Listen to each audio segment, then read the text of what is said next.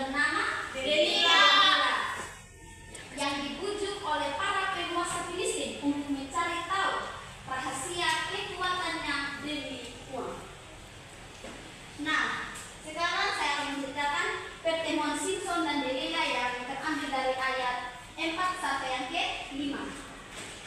Simson jatuh cinta kepada Delila di lembah Sorai. Para penguasa Filistin menjanjikan imbalan besar jika Delila bisa membujuk Simson untuk memberitahukan rahasia kekuatannya tersebut. Nah, pengkhianatan sejati. Pengkhianatan sejati merasa bosan dan terdesak, dan Simson akhirnya mengatakan yang sebenarnya ia adalah orang Nasir yang sejak kandungan, dan jika rambutnya dicukur atau kekuatannya, jika rambutnya dicukur, maka kekuatan dari Simson akan hilang. Dan Delila memanggil para penguasa Filistin.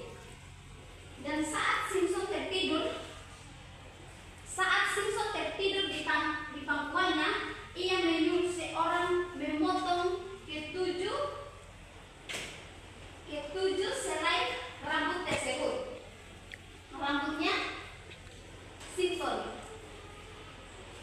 Nah, kejatuhan Simson yang di ayat 21 sampai yang ke-22.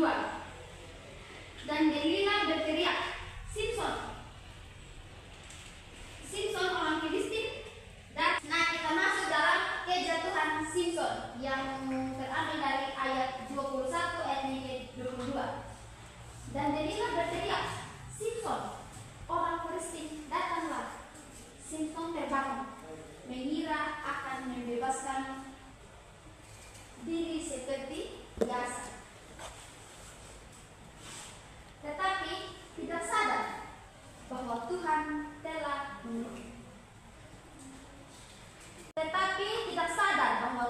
telah meninggalkannya, dan orang Filistin menganggapnya, mencungkil kedua matanya dan membawanya ke desa, mengatakan dengan rantai tembaga dan memasangnya dan mengelilingi gandum di penjara. Namun setelah beberapa waktu, rambut Simson mulai bertumbuh kembali. Nah, apakah anak-anak sudah mengerti? Sudah. Coba satu orang mewakili yang menceritakan kembali yang anak sudah paham. Simson Dari cinta pada Delila. Ya, dari Ita. Simson cinta sama Delila, makanya dia memberitahukan sebuah rahasianya. Tetapi Delila mengkhianati Simson, dan Simson akhirnya tidak kuat lagi karena rambutnya dipotong. Setelah itu Simson kembali kuat dan kuat. Ya, terima kasih Intan. Ya, terima kasih semua anak-anak yang, terima kasih Agnes yang telah memberikan pemahaman